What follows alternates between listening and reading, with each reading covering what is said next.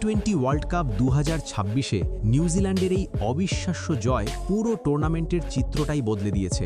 একটা ম্যাচ, একটা ইনিংস, আর তাতেই পয়েন্ট টেবিল এমনভাবে ওলটপালট হয়ে গেল যে পাকিস্তানের সেমিফাইনাল স্বপ্ন এখন বড়সড় ধাক্কা খেয়েছে। প্রশ্ন হচ্ছে, হঠাৎ কিভাবে এমন পরিস্থিতি তৈরি হলো? পাকিস্তান কি এখনও ফিরতে পারবে, নাকি এখানেই থেমে যাবে তাদের যাত্রা? এই ম্যাচের আগে সমীকরণটা ছিল অনেক সহজ।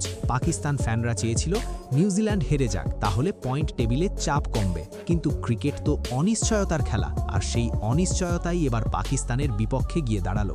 ম্যাচের শুরুতে অবশ্য সবকিছু পাকিস্তানের পক্ষেই যাচ্ছিল।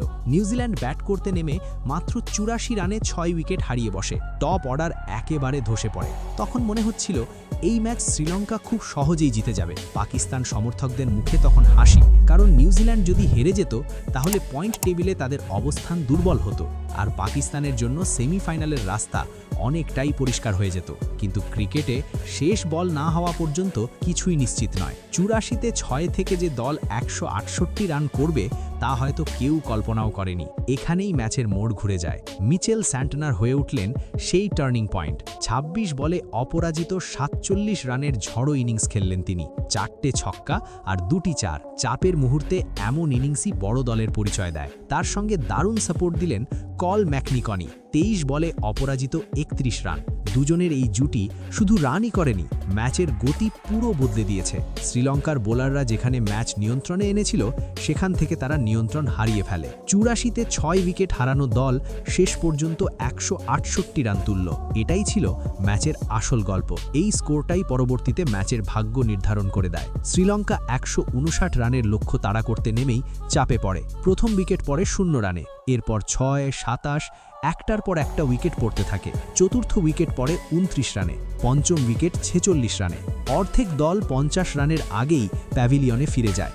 এত বড় ম্যাচে এমন ব্যাটিং ভেঙে পড়া সত্যিই হতাশাজনক। নিউজিল্যান্ডের বোলাররা সুযোগটা পুরোপুরি কাজে লাগায়। শুরুতে ব্যাটিংয়ে ধাক্কা খেলেও তারা বোলিংয়ে একদম নির্ভুল পরিকল্পনা নিয়ে নামে। এই জয় ফলে নিউজিল্যান্ড শুধু 2 পয়েন্টই পায়নি, তাদের নেট রান রেটও শক্তিশালী হয়েছে। আর এখানেই পাকিস্তানের সমস্যা শুরু। পয়েন্ট টেবিলে এখন নিউজিল্যান্ড উপরের দিকে উঠে গেছে। পাকিস্তান নেমে গেছে চাপে, কারণ এখন শুধু জিতলেই হবে না, বড় ব্যবধানে জিততে হবে এবং অন্য দলের ফলাফলের দিকেও তাকিয়ে থাকতে হবে। ধরা যাক পাকিস্তানের হাতে একটি ম্যাচ বাকি আছে। তারা যদি সেই ম্যাচ জিতেও যায়, তাহলেও তাদের পয়েন্ট সমান হতে পারে নিউজিল্যান্ডের সঙ্গে। তখন সিদ্ধান্ত হবে নেট রান রেট দিয়ে। এখানেই বড় চ্যালেঞ্জ, কারণ নিউজিল্যান্ডের এই জয় তাদের রান রেট বাড়িয়ে দিয়েছে। পাকিস্তানকে তাই শুধু জয় নয়, বিশাল জয় দরকার। সুপার 4 বা সেমিফাইনালে যেতে হলে পাকিস্তানকে 3টি বিষয় নিশ্চিত করতে হবে। প্রথমত, নিজেদের ম্যাচ জিততে হবে। দ্বিতীয়ত, বড় ব্যবধানে জিততে হবে। তৃতীয়ত, নিউজিল্যান্ড বা অন্য প্রতিদ্বন্দ্বী দল যেন পরের ম্যাচে হেরে যায়। মানে সমীকরণটা এখন পুরোপুরি পাকিস্তানের নিয়ন্ত্রণে নেই। তারা জিতলেও অন্য ফলাফলের উপর নির্ভর করতে হবে। এটাই তাদের পরিস্থিতিকে কঠিন করে তুলেছে। তবে অসম্ভব নয়। ক্রিকেটে আমরা আগেও দেখেছি শেষ মুহূর্তে নাটকীয় পরিবর্তন হয়েছে। পাকিস্তান দল যদি আত্মবিশ্বাস নিয়ে নামে এবং বড় ব্যবধানে জয় তুলে আনে, তাহলে সুযোগ তৈরি হতে পারে। এই ম্যাচ আমাদের আরেকটি শিক্ষা দেয়, শুরুটা খারাপ হলেও শেষটা জেতা যায়। নিউজিল্যান্ড সেটাই দেখিয়েছে। 84-তে 6 উইকেট হারিয়েও জয়, এটাই চ্যাম্পিয়ন মানসিকতা। অন্যদিকে পাকিস্তানের জন্য এখন মানসিক শক্তি সবচেয়ে বড় অস্ত্র। তাদের হিসেব নিকেশে চাপে না পড়ে নিজের খেলায় ফোকাস করতে হবে।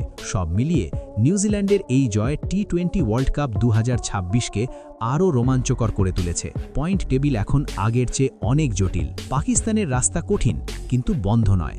এখন দেখার বিষয়, তারা কি চাপ সামলে বড় কামব্যাক করতে পারে, নাকি এই ম্যাচটাই হয়ে থাকবে তাদের স্বপ্নভঙ্গের শুরু।